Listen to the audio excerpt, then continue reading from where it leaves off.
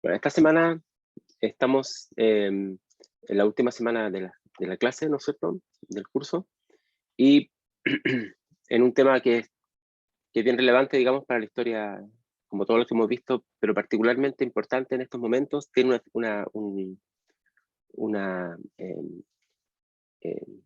digamos, perspectiva que nos permite entender lo que está ocurriendo también en el mundo con lo que estamos viviendo, acá en Chile incluso, ¿no es cierto?, que tiene que ver con el tema de género, aunque no pareciera que estuviera tan en vinculación, pero creo yo que a las últimas interpretaciones que se han hecho incluso de las elecciones, ¿no es cierto?, sobre todo presidenciales y en Chile, ¿no?, y también eh,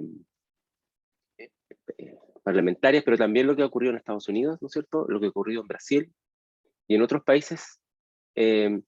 No están hablando que, que todas o que gran parte, o que una parte importante de las discusiones y también, ¿no es cierto?, manifestaciones, luchas que se han hecho en pos de alcanzar una igualdad entre los hombres y las mujeres, ¿no es cierto?, ha tenido también una repercusión sobre todo el funcionamiento de la sociedad, lo que significa que, tal como lo vamos a ver, ¿no es cierto?, para un caso que quiero ver particularmente de una mujer boliviana, eh, significa que el tema de la lucha por la igualdad entre hombres y mujeres no puede estar en ninguna manera circunscrito solamente al tema de las mujeres. O sea, no es un problema, sabemos que no es un problema de las mujeres, evidentemente, es un problema en un sentido eh, intelectual, y sino también, ¿no es cierto?, es un fenómeno que debe involucrar a toda la sociedad, porque si no, ¿no es cierto?, pareciera que fuera algo solamente de un grupo y que puede alcanzar em, ciertas garantías de igualdad, ¿no es cierto? Pero que si no está convencida la sociedad en su totalidad, ¿no es cierto?, esto puede pasar en el futuro que haya retroceso, ¿no? Que grupos con otras ideas al respecto, ¿no es cierto?, que incluso puedan hacer cambios, que incluso construyan su propia identidad como, como, como, como grupo político frente a las demandas de las mujeres, en contra de las demandas de las mujeres. Entonces también ha ocurrido eso, y hay un artículo que sacó ayer en el diario La Tercera una periodista, eh, que se los puedo recomendar, se los puedo mandar, digamos, que analiza este tema, ¿no es cierto? Em,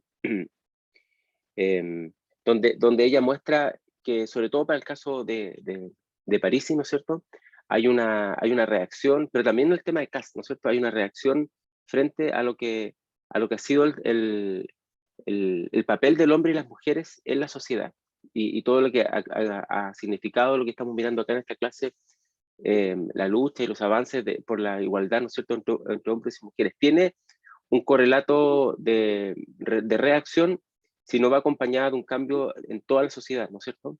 Y Paula Escobar escribe un artículo bien bonito que yo encuentro bien decidor en el fragor, digamos, de lo que fue el resultado de las elecciones el día de ayer en la diario La Tercera, que tal vez podrías mirar, porque sería interesante también hacer esta relación entre lo que estamos mirando hoy día, por ejemplo, que vamos a ver en particular el caso de una activista boliviana, ¿no es cierto?, de los años 70 del siglo XX, y lo que está ocurriendo en Chile también.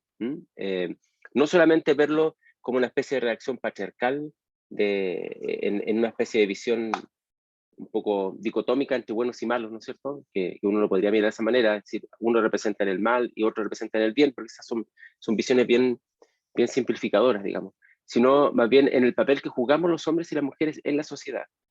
Eh, y yo les he mencionado varias veces que hay espacios en estos procesos de cambio grandes, digamos, de las relaciones de género, donde es como que se juega el último bastión de la masculinidad. Yo le he mencionado otras veces que no convenció a nadie yo con esta tesis, que es una hipótesis porque no es una tesis, no la estudio, digamos, respecto al papel que juega, por ejemplo, la primera línea en las protestas en Chile, ¿no es cierto? Esa cosa de la masculinidad, pero también uno puede ver en otros ámbitos, y probablemente se está jugando también una suerte de defensa de la masculinidad, de la tradición, de la familia, donde se está asignado un papel claro a la mujer, ¿no es cierto?, como dueña de casa o en el ámbito privado, en estas posiciones que van ganando terreno en las elecciones en algunos países. No solamente lo vimos en Estados Unidos, no solamente en Chile, ¿no? En Brasil, y ahora lo estamos viendo acá de una manera bastante evidente. Entonces, todos los cambios que se han hecho, que hemos estado mirando acá desde el principio del siglo XX, algunos de ustedes y algunas hicieron trabajos también para verlo esto en su estudio de caso, en fin, no quedan, digamos, anclados o permanentes muchas veces en el país, ¿no es cierto? Porque no se trata solamente de que las mujeres estén convencidas de que tienen que cambiar, ¿no es cierto?, el orden jerárquico que tenemos entre los géneros, sino tiene que ser un ámbito que involucre a todos los habitantes de un país, ¿no es cierto?, incluyendo evidentemente y sobre todo evidentemente a hombres y mujeres. No, no, no sé, no quiero hacer esta clase que es la última esta semana, la última, hablando de la contingencia chilena, porque no tiene mucho sentido, digamos, pero sí lo que quiero expresarles, ¿no es cierto?, es que tal vez mirando ese artículo se los puedo poner de Paula Escobar, ¿no es cierto?, que vean que las discusiones que estamos haciendo nosotros para comienzo del siglo XX, o en este caso vamos a ver hoy día mediados o fines del siglo XX más o menos, son problemas que estamos viviendo en la actualidad, no están resueltos. Y no están resueltos en América Latina en general, si uno lo compara con otros lugares del mundo. Entonces, no mirarlo solamente los movimientos feministas, para terminar con esto, como un asunto que involucra a las mujeres y que deben ser hechas por ellas, para ellas, digamos, en un contexto de las luchas feministas, digamos, que puede ser una posición, por supuesto, pero mirar que si esto no es construido con una base mucho más amplia, cualquier gobierno puede desarmar todos los avances legislativos, ¿no es cierto?, en términos del aborto, en términos del matrimonio, en fin, y puede haber procesos grandes, digamos, y puede haber una plataforma política como la que hicieron, por lo menos en el artículo de Pablo Escobar, identifican a dos candidatos presidenciales que le están entregando a parte de la ciudadanía, dicen, mire, volvamos a la sociedad tradicional, volvamos, porque interpretan esto como una crisis, como igual se interpretó, ¿no es cierto?, a principios del siglo XX, lo que estaba ocurriendo con la modernización, ¿no es cierto?, una crisis de la familia. La crisis en la familia, en el fondo, lo interpretan por el hecho que la mujer tenga los mismos derechos que los varones, ¿no es cierto?, y los varones ya pierden o perdamos, digamos, nuestra posición de privilegio. Siempre quien pierde la posición de privilegio, ¿no es cierto?, va a tender a defenderse y va a tender a verlo como una especie de crisis, digamos, moral o cualquier tipo. ¿Alguien quería decir algo al respecto, no?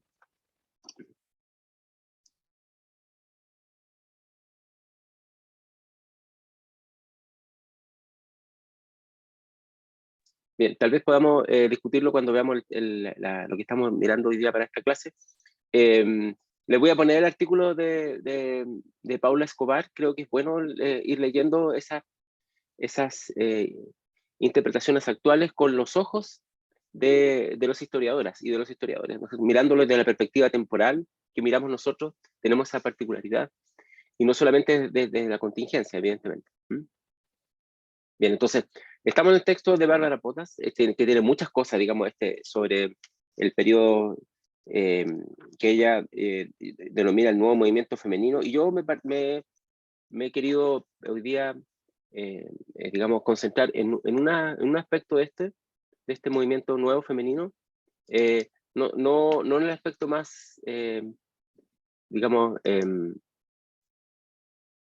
los últimos años, digamos, de los últimos 5 años, ¿no?, sino que más bien de este momento en los años 70, ¿no es cierto?, por la relevancia que va a tener, digamos, em, para lo que vamos a mirar en este tema de ciencia y género, de ciudadanía y género, perdón. Bien, entonces vamos a hacer una cosa, vamos a mirar el caso que les voy a mostrar, de una activista boliviana. Yo puse, no sé si ustedes se dieron cuenta, yo sé que, a ver, veamos esto. Yo sé que está en la última semana de clases, que están súper complicados, digamos, y complicadas con los trabajos que tienen que entregar y millones de cosas, y le agradezco que se hagan el tiempo para participar en la clase.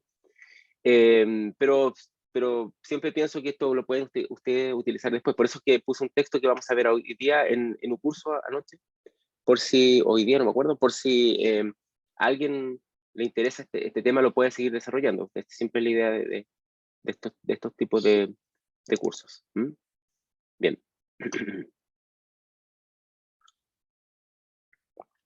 Bueno, hemos mirado, ¿no es cierto?, de alguna manera el tema de la mujer, como se entiende, ¿no es cierto?, respecto desde el punto de vista de por qué se naturaliza su discriminación en la sociedad, ¿no es cierto?, contemporánea. Hemos mirado algunos elementos vinculados con las primeras luchas feministas, ¿no es cierto?, en América Latina a comienzos del siglo XX. Y esto tiene un cambio en la segunda mitad, ¿no es cierto?, porque es un cambio que se da a nivel global. Bueno, gran parte de las discusiones que hemos estado haciendo acá, y por eso es que esta parte del curso siempre ya habla de la inserción en el sistema global, son discusiones, son perspectivas, ¿no es cierto?, que se van construyendo en distintos lugares, digamos, en distintos lugares del mundo, y tiene una repercusión en otros, sobre todo a partir de lo que son, de lo que ha sido la expansión de los medios de comunicación. Entonces las personas miran lo que están haciendo otras personas en otros lugares, y esto tiene una repercusión que es bastante evidente. Y también, ¿no es cierto?, la segunda mitad del siglo XX, tras la Segunda Guerra Mundial, y con el propósito también del crecimiento en los sistemas capitalistas, en especial, sobre todo, pero no solamente ahí, hizo ya ineludible y imprescindible el hecho de que las mujeres se incorporaran al mercado del trabajo. Y esto también, como lo vimos en la clase anterior, trajo bastantes cambios. Por lo tanto, las demandas feministas, sobre todo respecto de lo que es la participación electoral, ¿no es cierto?, ya se venía dando y se va desde mediados del siglo XX, ¿no es cierto?, y ya en la segunda mitad del siglo XX es algo que nadie pone en duda, digamos, que nadie pone en duda la posibilidad de que la mujer pueda votar o ser elegida. Vamos a ver que la discusión va a ser después, porque a pesar de que la mujer puede ser elegida, no lo es, digamos, y tenemos acá en Chile la última elección parlamentaria en pleno 2021, que solamente un 30% de la Cámara elegida, digamos, fue por candidatas, digamos, mujeres. Digamos, entonces sigue siendo un problema, pero en otro sentido, digamos. Entonces, si el problema a principios del siglo XX era que no había una posibilidad de que las mujeres pudieran votar o ser elegidas, ¿no es cierto?, hoy día el tema tiene que ver con el hecho de que las mujeres, a pesar de que pueden ser elegidas, no llegan a los ámbitos de poder. Cuando ustedes quieran, por favor, hagan un comentario, una pregunta. Eso, por supuesto, está siempre abierto al uso del chat bueno, del micrófono, si necesitas, ¿no?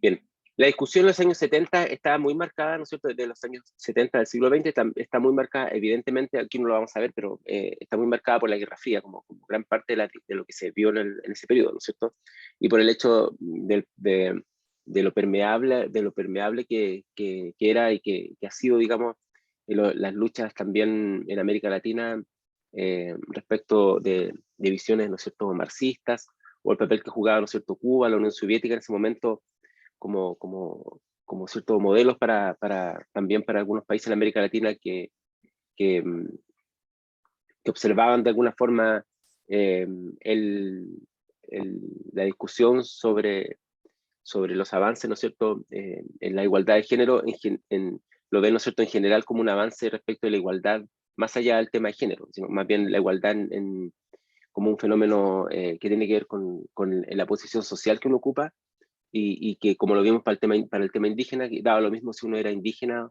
o si en este caso si uno era mujer, por ejemplo. O sea, todo tenía que ver con el gran problema que se identificaba que era, ¿no es cierto?, el- digamos, la dificultad de enfrentar al sistema capitalista y como el origen de todos los problemas que también, ¿no es cierto?, involucraba la desigualdad en términos de género. Esto ya lo conversamos en la clase anterior y todavía hay una discusión al respecto, ¿no? Si, si los problemas de la igualdad de género tienen que ver con los problemas de la igualdad en general de los seres humanos o es un problema particular. En los años 70, entonces, como habíamos mostrado acá, ¿no es cierto?, las mujeres tanto por los grupos de izquierdas o de derecha o llamados conservadores o progresistas, ¿no es cierto?, son parte de una clientela política, ¿no es cierto?, a la cual se le pide los votos, una masa electoral. No hay necesidad específica ni objetivos feministas particulares que apelen hasta comillas, clientela. Y uno lo puede ver en los programas, en la propaganda electoral también. Y el poder, ¿no es cierto?, de las mujeres más bien estaba por el hecho de ser una masa electoral. Hay algunos guiños sí que se hacen en algunos casos, digamos, que uno lo puede ver en particular, son todos hombres, ¿no?, que los que llegan al poder en este momento, digamos.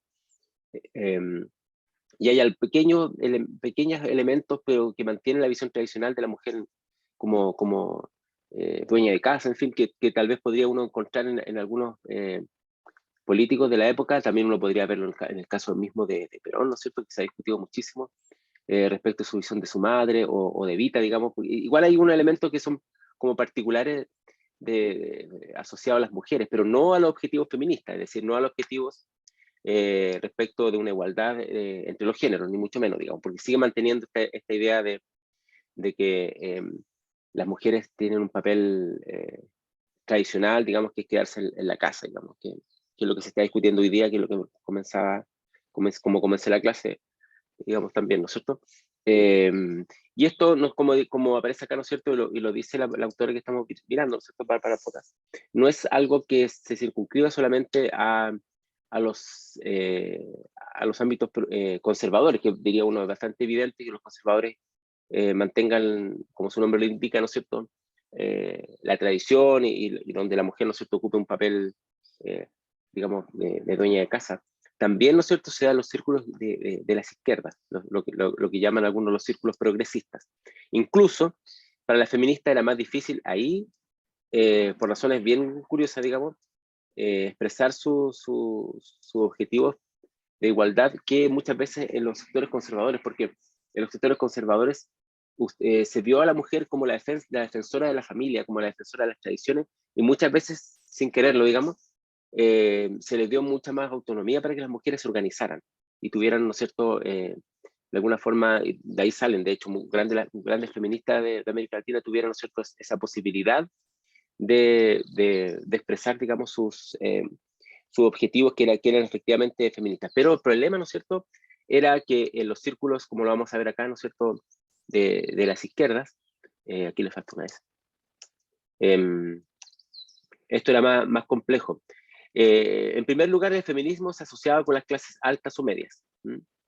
Y se pensaba, ¿no es cierto?, que cuando se estaba luchando por el feminismo, se estaba oponiendo realmente a la revolución social, y lo importante era la revolución de la sociedad, ¿no es cierto?, el cambio total de las estructuras, y no, ¿no es cierto?, el tema del feminismo. Siempre se vio muchas veces, no siempre, se vio el feminismo como un aspecto así un poco, ¿cómo diríamos?, de un grupo, a pesar de lo numeroso que son las mujeres, ¿no?, de algo como que no tenía una importancia para la sociedad en su totalidad, sino que era algo como acotado a ciertos grupos, que es un poco lo que hoy día podemos ver respecto de la discusión sobre la diversidad sexual, digamos, que se ve como un grupo, como algo que está de alguna forma vinculado a un grupo pequeño, que no tiene que ver con la sociedad, tiene que ver con un grupo pequeño, que es una demanda tanto así, que se habla de una suerte de lobby, lobby gay, ese tipo de cosas, que realmente es particularmente absurdo, ¿no? Entonces, así como muchos hoy día ven, ¿no es cierto?, las demandas por la diversidad sexual como acotadas a un grupo pequeño, no la miran, digamos, como un fenómeno que tiene que ver con todo un cambio de la sociedad en su completo, para que podamos, ¿no es cierto?, incorporar, ¿no es cierto?, la diversidad, no solamente sexual, sino que todo tipo de diversidad y la heterogeneidad como parte de nuestra base, digamos, de convivencia y nuestra base de relaciones sociales, ¿no es cierto? Así también en los años 70 se miraba, por eso yo hago la comparación, se miraba, ¿no es cierto?, el feminismo, o al feminismo. Se veía como algo de las clases altas, de las mujeres, porque efectivamente las mujeres de las clases altas y medias, universitarias o profesionales, eran los que enarbolaban, digamos, el feminismo muy en relación con lo que estaba pasando en Estados Unidos, por ejemplo, y en Europa occidental, ¿no? Aquí tenemos entonces la figura que yo les quería mostrar hoy día, y va a estar acotada esta clase sobre ella. No sé si ustedes han escuchado a Domitila Barrio de Chungara, una boliviana que nació en 1937 y murió en el 2002. En términos históricos esto es muy cercano a nuestra época, digamos. ¿La han escuchado? ¿Alguien había leído su trabajo? ¿O el libro que vamos a ver después? ¿Sí? Yo no, al menos. Ella va a ser, muchas gracias, ella va a ser una activista que es súper significativa para la exposición de las mujeres en América Latina. No, creo que en Chile y en Argentina, no sé si es tan conocida, de hecho tan relevante. La autora de esta, Bárbara Potas, se le dedica una parte de su publicación, digamos, a ella, y ese fue el texto que yo puse, ¿no es cierto?, en un cursos, ¿no es cierto?, para que lo podamos ver. Vamos a hablar hoy día de ella un poquito, ¿no es cierto? Que este es el libro que tiene un título maravilloso, si me permiten hablar, un testimonio, Domitila, una mujer de las minas de Bolivia. Aquí está su imagen, ¿no es cierto? Este es el editorial siglo XXI. Tenemos la edición digital del texto, ¿no es cierto?, que ha sido traducido a muchos idiomas, creo por lo menos 6 idiomas, hasta donde yo sé. Yo he visto la versión en alemán, y tiene versiones en inglés, en fin, y en francés, en varios idiomas. Es una edición del año 77, y esta, ¿no es cierto?, la edición 2005, que es la edición digital que es de libre acceso, digamos. Y yo la puse en un curso, digamos, pero ustedes también la podrían haber sacado, digamos, por las redes sociales, digamos. Perdón, estoy mal, por internet. Bien. Entonces, vamos a mirar solamente quiero acotar esta imagen de esta figura, un poco circunscribirla. No lo vamos a ver con tanto detalle, es solamente para darle a usted un indicio de por dónde va la discusión y cómo nos puede ayudar. Es interesante porque ella nos podría ayudar a entender mejor el problema que estamos viviendo con el 2021 con el tema del feminismo. Y sobre todo con el feminismo que viene desde las posiciones de las políticas de izquierda. Que algo que yo les mencioné en la clase anterior, cuando les preguntaba si ustedes creían que el feminismo era un ámbito de la izquierda y no se podía ser feminista también de derechas, o desde un punto de vista más liberal, digamos, qué sé yo. ¿No es cierto?, que fue un tema que se ha discutido también en el marco de las demandas feministas desde el 2018, sobre todo, con fuerza. Bien. Domitila Barrios, entonces, es boliviana, ¿no es cierto?, y es muy importante, ¿no es cierto?, para entender el fenómeno en América Latina, ya más allá de la discusión más global, digamos. Su trayectoria, como lo explica en su libro, ¿no es cierto?, sufre un vuelco bastante grande en 1964, tras, ¿no es cierto?, el golpe de Estado en Bolivia. Una parte de las consecuencias que tuvo ese golpe, ¿no es cierto?, fue una lucha en contra de las demandas que estaban enarbolando los mineros, ¿no es cierto?, en Bolivia. Bolivia, al igual que Chile, es un país que descansa su riqueza, digamos, en la minería. Por lo tanto, uno de los primeros elementos que cualquier gobierno, no solamente dictatorial, pero sobre todo si es dictatorial, quiere manejar, ¿no es cierto?, es cómo funciona digamos, la marcha de la minería. Entonces, esto significó una huelga de los mineros, ¿no es cierto?, que duró bastante tiempo. Los mineros tienen una importancia súper grande, al igual que en Chile, digamos, en Bolivia, en todo lo que es el movimiento sindical. Lo ha ido perdiendo con el tiempo, en todo caso, pero sigue siendo algo súper relevante, ¿no es cierto? En ese contexto, ¿no es cierto?, de encarcelamiento de muchos mineros que estaban reclamando por los grandes cambios que estaba introduciendo en la dictadura, ¿no es cierto?, a partir de ese momento, ¿no es cierto?, se generó, que esto es bien típico, ¿no es cierto?, un comité de amas de casa, que eran las mujeres, las esposas de los mineros que estaban presos, ¿no es cierto? Y la primera demanda que exige, ¿no es cierto?, por supuesto, es la liberación de sus maridos. La liberación, porque muchos de estos que lo vemos en América Latina, lamentablemente en muchos países, no solamente en Bolivia, de estos encarcelamientos no están precedidos de un proceso, digamos, que esté dentro de los marcos legales, por supuesto. Las dictaduras no lo hacen, evidentemente, ¿no es cierto? Y a veces en democracia tampoco se hace, como lo hemos vivido, lamentablemente, incluso en Chile, digamos. Entonces, uno de los grandes problemas es que cuando se encarcela, ¿no es cierto?, en este caso, estos activistas mineros, digamos, no se sabe realmente dónde están o qué va a pasar con ellos. Entonces, la primera demanda, evidentemente, de estas mujeres era saber dónde estaban sus esposos, ¿no es cierto?, y su liberación, por supuesto.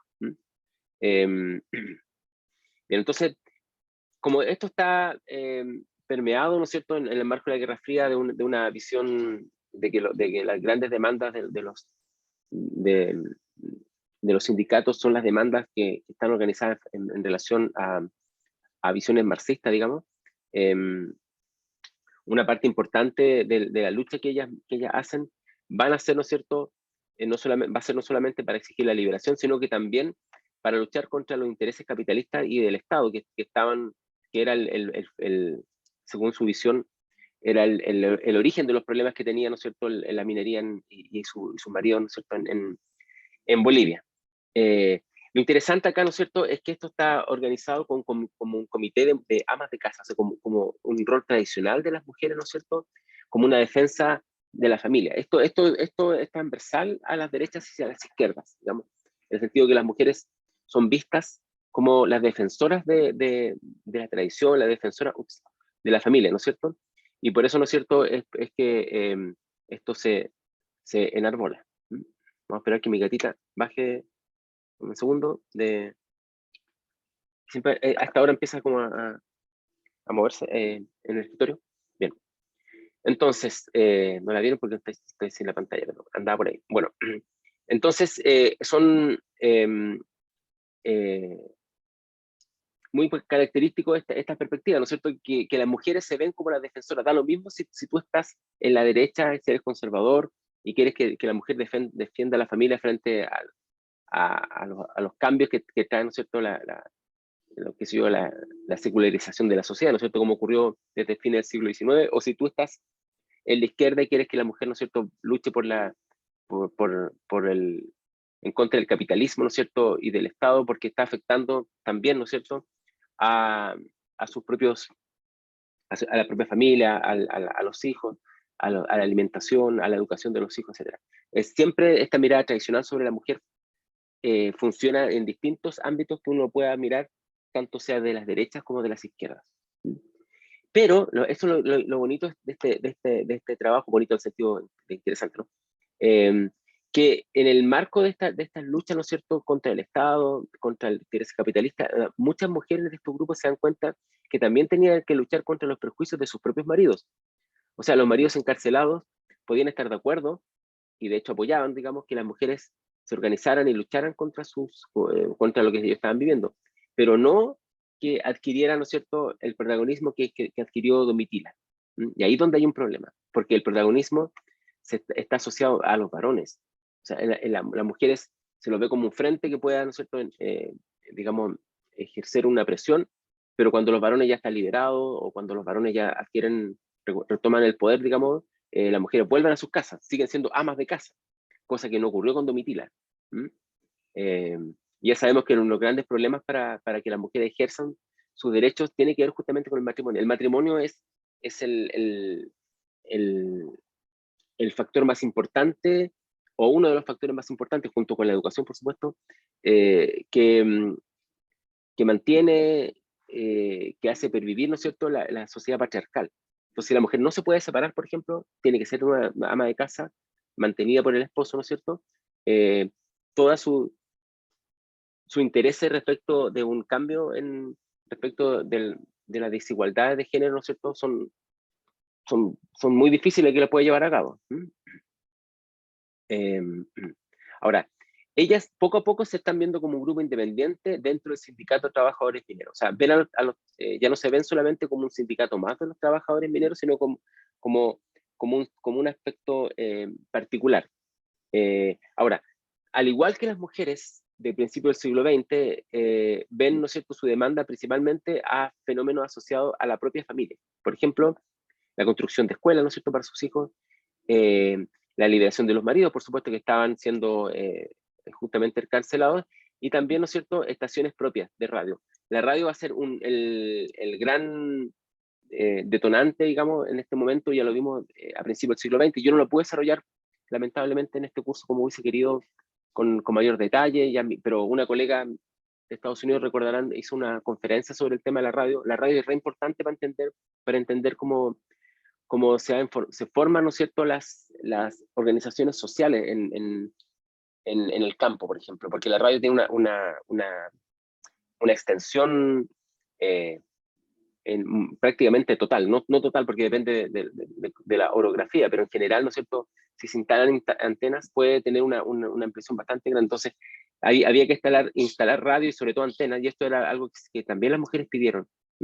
Entre paréntesis, no olviden ustedes que para entender los fenómenos políticos hay que entender cómo se comunica la gente entre sí, y por eso, si la radio era tan importante a mediados del siglo XX, o de los años 70 en este caso, del siglo XX, hoy día tenemos que mirar Internet, las redes sociales, y también como un fenómeno que construye la política. La política no está separada no está la política y los medios de comunicación son la política, digamos. Hay que mirarlo de esa manera, y entre paréntesis lo digo porque hay un candidato nuestro que participó, que ni siquiera estuvo en Chile, en las presidenciales, y reunía más de 10.000 personas en una asamblea, digamos, a través de las redes sociales. 10.000 personas. O sea, no sé si las 10.000 estarían escuchando como lo escuchan, da lo mismo, pero ese fenómeno hay que entenderlo, digamos. Cuando ustedes miren la política, tienen que mirar los medios.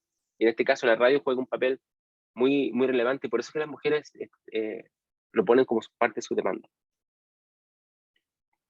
Ahora, si uno mira, ¿no es cierto?, lo que tiene que ver con las condiciones de vida, con la salud, por ejemplo, con la educación, esto está asociado, ¿no es cierto?, a una visión tradicional de la mujer.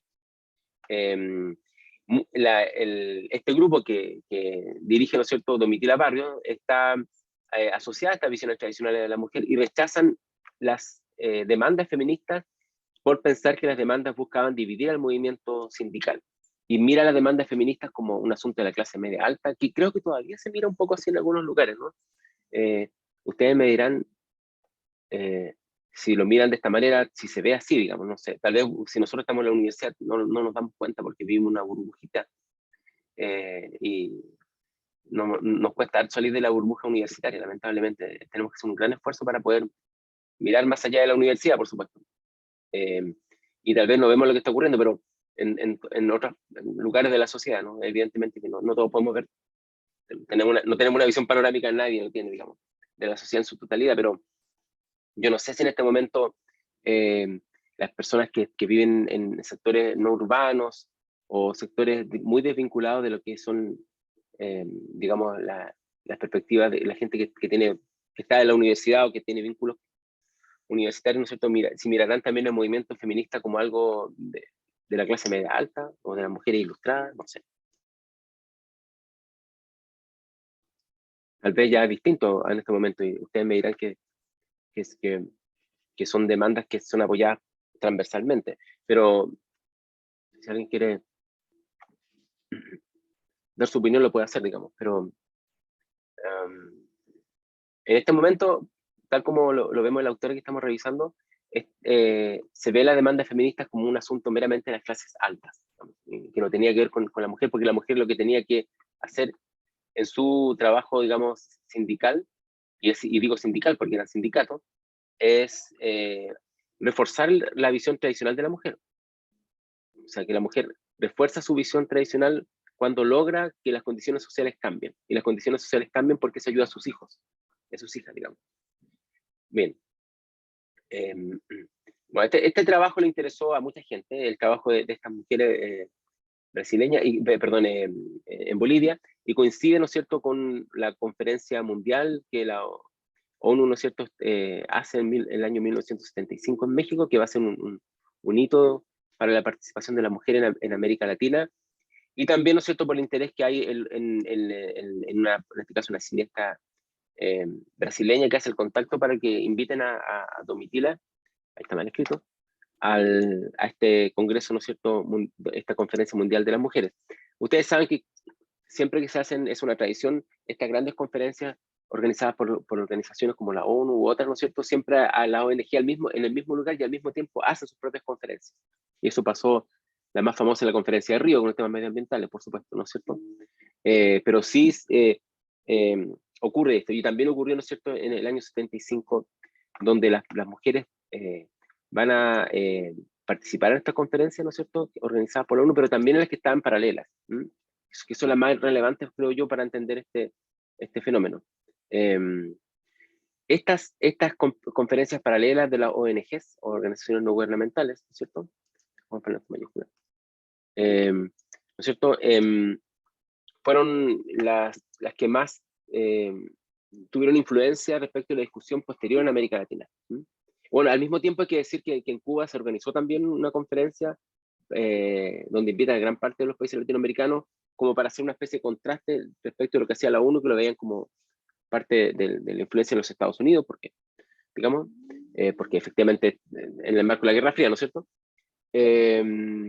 Pero no tuvo la repercusión que tuvo esta que se dio en México. Aunque hay que sumarla en todo caso, pero yo creo que esta fue más relevante según lo vemos por la literatura que conocemos del tema. Lo interesante es que en esta discusión de la ONG, en términos numéricos, las mujeres latinoamericanas fueron las que más participación tuvieron. Por lo tanto, dominaron también los contenidos de la discusión. La discusión por el lado de las mujeres que venían de Europa, de los Estados Unidos, estaba más asociada a lo que hoy entendemos por el feminismo, y la discusión de las mujeres de América Latina tenían una visión mucho más tradicional de lo que diríamos hoy día es la mujer, ¿no es cierto? Vamos a mirar estas perspectivas porque es bien relevante entenderla. De hecho, al principio, y lo podemos ver también en los relatos de Mitila y de otras, ¿no es cierto? Ella tuvo problemas para encontrar una base común con las feministas de Europa y los Estados Unidos. Ella pensaba, ¿no es cierto?, que el problema era el sistema capitalista, y las mujeres no debían luchar contra sus esposos, sino junto a ellos. Y esta es una cosa bien relevante que quiero que ustedes lo piensen.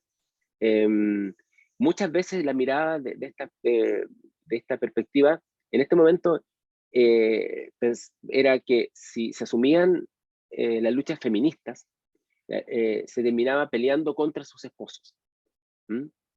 Y lo que tenían que hacer las mujeres, según Domitila, desde el punto de vista socialista, ¿no es cierto?, era pelear contra el sistema capitalista, porque el problema del machismo no era el problema que ocurría, ¿no es cierto?, de hombres y mujeres, sino que el problema era el sistema capitalista que hacía que uno estuviera en un lugar, digamos, de poder y otro lugar y otros en lugares sin poder. Entonces no era un problema de hombres y mujeres, sino que el sistema capitalista. Por lo tanto, si uno incorporaba teorías feministas, lo que hacía era, como dije anteriormente, dividir al movimiento sindical. Entonces, por eso es que ellas se oponían a las visiones feministas que venían desde Europa o de los Estados Unidos. Entonces, la mujer no debía luchar contra sus esposos, sino junto a ellos. Y lo que hacía la feminista era enfrentarse a los hombres. Y eso por lo menos eso es lo que ellos veían, digamos. Por lo tanto, no era necesario hacerlo. Por ejemplo, hay un gran tema acá, que es el tema del control de la natalidad. Desde el punto de vista de las feministas europeas, ¿no es cierto?, el control de la natalidad era fundamental porque hacía que esto tiene que ver con los métodos anticonceptivos, por supuesto, principalmente, o sobre todo, ¿no es cierto?, los métodos anticonceptivos. Y las mujeres, como Domitila pensaba, ¿no es cierto?, que la fuerza numérica le daba poder a un país pequeño como Bolivia, por lo tanto no había que controlar la natalidad. Desde el punto de vista de las feministas europeas y de los Estados Unidos, sí era importante porque le daba una mayor independencia a la mujer para decidir cuándo tener hijos o no tener hijos, por ejemplo. Y esto entonces enfrentaba dos visiones de la mujer, y enfrentaba también a la idea de que los movimientos feministas estaban en contra de los hombres, digamos. Y eso es lo que ellas no querían, porque los hombres tenían, como Domitila, tenían que ser parte de la lucha en contra del capitalismo. Aquí entonces hay un debate muy interesante entre Domitila y Betty Friedan, de los Estados Unidos, ¿no es cierto?, que representaba el movimiento femenino. Si ustedes quieren mirar esto en términos históricos, podrían ver los textos que se han escrito sobre ella. Hay harto escrito sobre esto que es re interesante para entender este momento de la historia.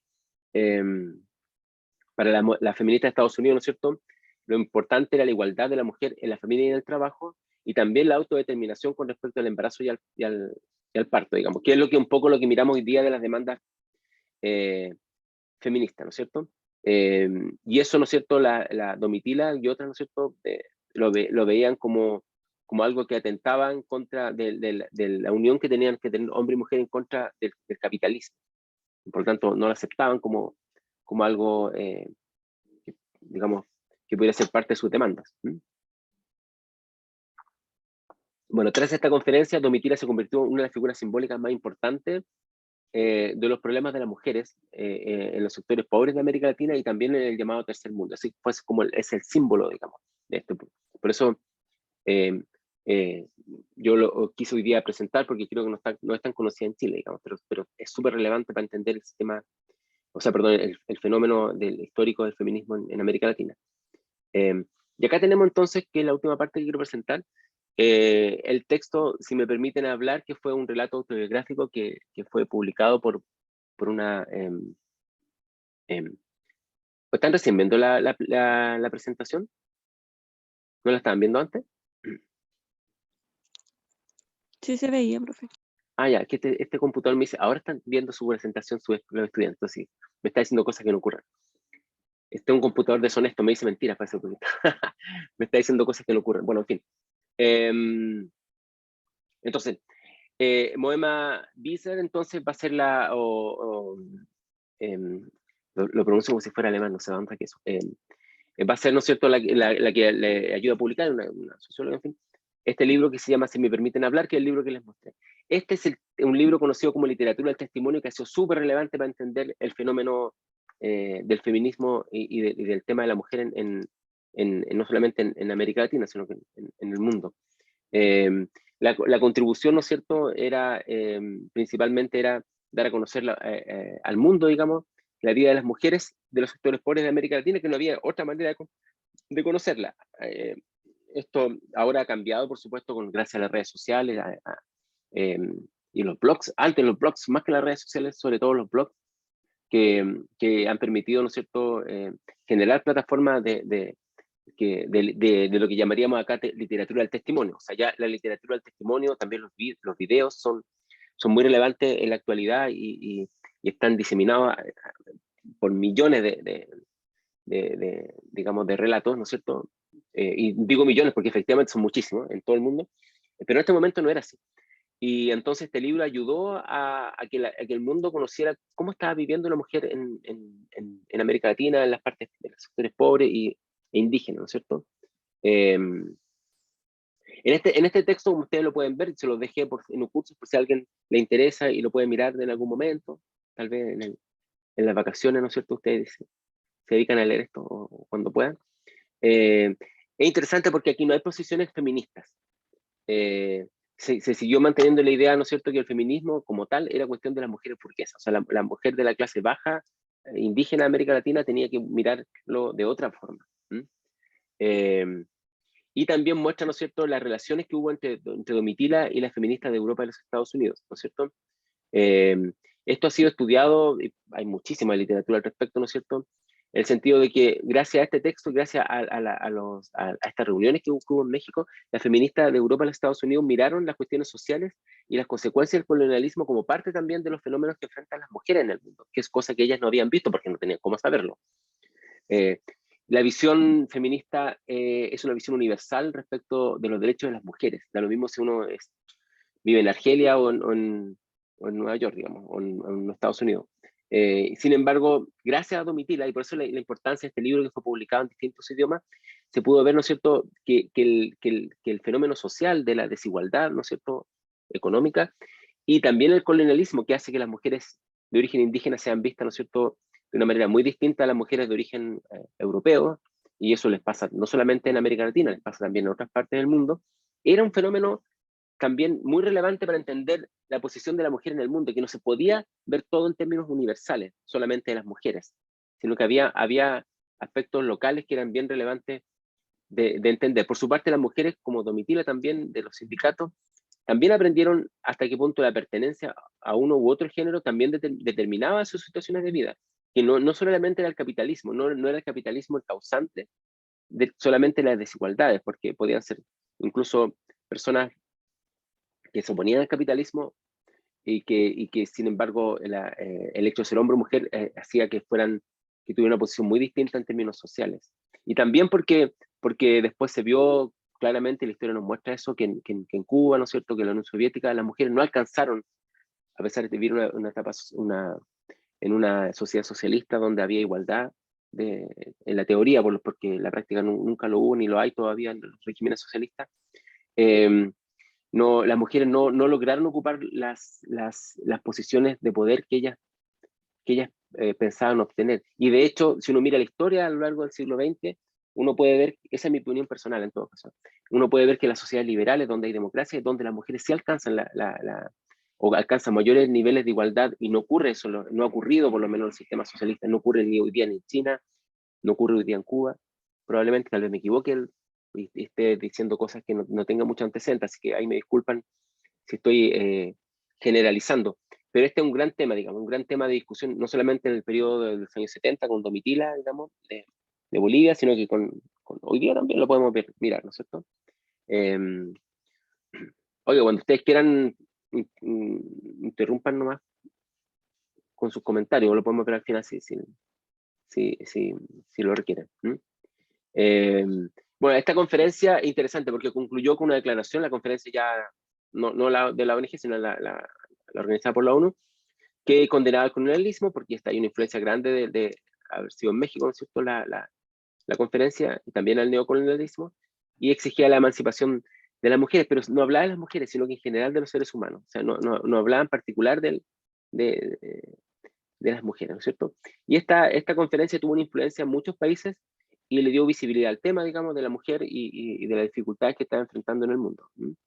En los 80, ya haciendo como una especie de visión cronológica, siguieron haciendo, bueno, hasta se siguen haciendo estas conferencias, digamos, y las feministas reconocieron ya que no se podían reducir los problemas sociales, sobre todo a dicotomías, que eran muy simples: ser hombre, ser mujer, ser pobre o rico, ser poderoso o sin poder, sino que los problemas que enfrentaban las mujeres eran una confluencia de distintos factores, donde estaba el género, por supuesto, evidentemente, ¿no es cierto?, pero también la clase social, la cultura, que determinaba la posición social de una persona.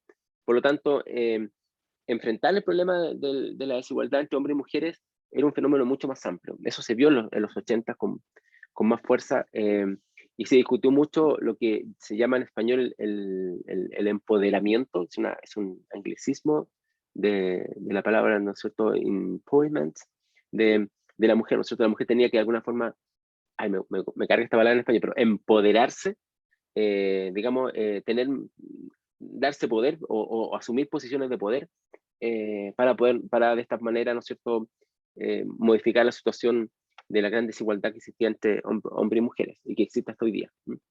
En los 90 volvió el tema de la pobreza y la explotación de las mujeres, ¿no es cierto?, como parte de los foros, porque son problemas que se siguieron dando, no solamente en América Latina, sino también en otros lugares del mundo, donde las mujeres sufren y sufrían y lamentablemente siguen sufriendo de explotación sexual y otro tipo de fenómenos muy, muy complejos. Pero sí, en algún momento de los 90, la discusión del medio ambiente también tomó parte en el fenómeno feminista. Se hizo cada vez más frecuente en la medida en que la destrucción de la naturaleza también hablaba de una visión patriarcal de la sociedad, ¿no es cierto?, de control y de manipulación de la naturaleza, que también se ve en un término de una especie de expresión de la masculinidad, digamos, de control, digamos, de manejo, sin ver sus consecuencias para el resto de la sociedad. Eso es un tema que no vamos a ver, pero también hay una relación entre medio ambiente y temas medioambientales y feministas. Un aspecto que con esto termino que ha sido bien interesante es como una visión religiosa que podría hablarse, la autora habla de un fundamentalismo religioso de origen protestante principalmente, no católico ahora, tiene una influencia súper fuerte en las comunidades indígenas. Eso uno lo ha visto en la zona mapuche acá, en el norte Aymara, por ejemplo. Hay libros, hay un colega que yo le puedo poner su nombre acá, Bernardo Guerrero, al cual yo le tengo mucha estima, que trabaja en Iquique, que ha escrito harto sobre este tema. Fue su tesis doctoral en algún momento, digamos, la hizo sobre este tema, del papel que juega, ¿no es cierto?, el protestantismo en la visión indígena, porque tiene un vínculo con las cosmovisiones. En fin, hay todo un tema que es re interesante. Pero esta fundamentalismo religioso, por un lado, ayudó para que los varones asumieran sus labores, digamos, como padres, en el sentido de hacerse cargo de sus hijos, cosa que lamentablemente en Chile lo vemos, es bien terrible, digamos, no ocurre muchas veces, ¿no es cierto? Y eso ha sido súper bueno porque estabiliza un poco más las relaciones entre hombres y mujeres, pero al mismo tiempo refuerza una concepción de una familia que está basada en la jerarquía y el predominio del hombre. Y esto ha sido un gran tema para las mujeres de origen indígena que se organizan en términos de luchar por sus demandas, porque siguen viendo a las feministas de alguna manera que vienen de la ciudad universitaria como alguien que quiere enfrentar a los hombres con las mujeres, ¿cierto? Y que el papel de la mujer para ser, digamos, para obtener, digamos, una posición en la sociedad no es tanto de igualdad entre hombres y mujeres, sino de poder ejercer mejor su papel de mujer, es decir, que hay una mejor educación, que hay unas mejores condiciones de vida, en fin, como un poco lo decía Domitila. La burguesía en América Latina, según esta autora, nosotros estamos mirando, ha mantenido un poco la divergencia entre las mujeres católicas y las feministas respecto al control de la natalidad y el aborto. O sea, hay muchas mujeres católicas que están de acuerdo con la igualdad entre hombres y mujeres, pero están en contra de, por ejemplo, el aborto y del control de la natalidad porque eso lo ven como un atentado qué sé yo, a su visión también religiosa. Aquí la religión juega un papel y deberíamos mirarlo porque a veces pensamos que por el hecho de vivir en una sociedad secularizada, la religión no juega un papel, y eso no es así. La religión juega un papel re importante. No sé si quieren agregar algo antes de mirar el texto de Domitila.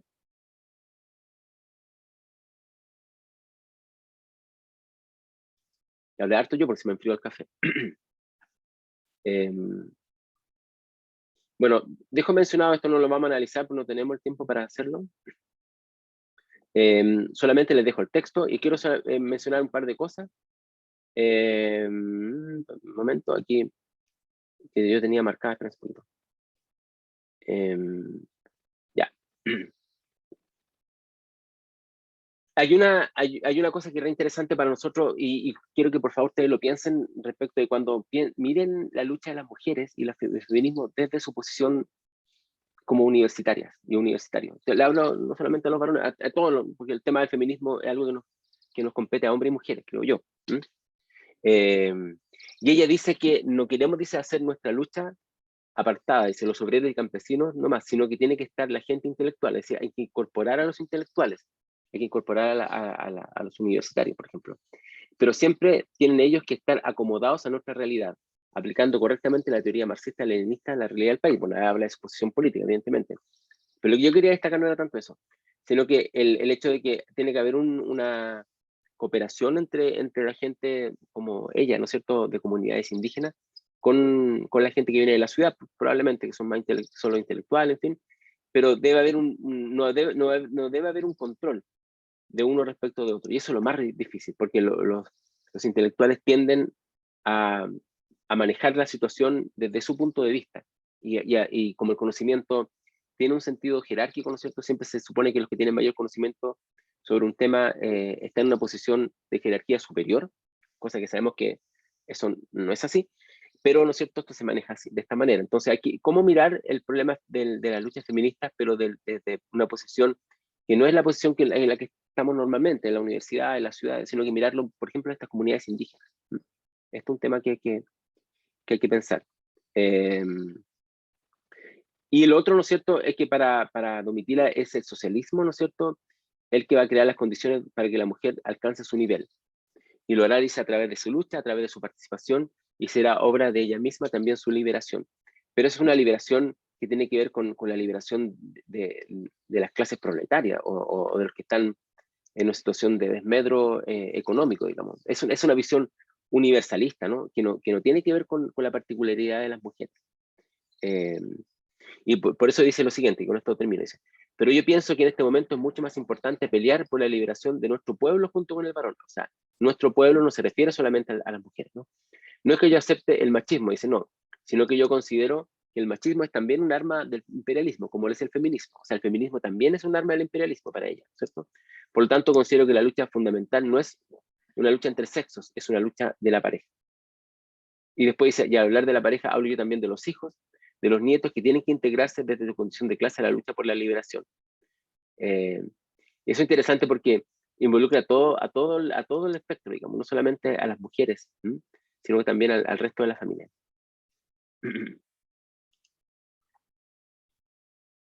Ok, entonces,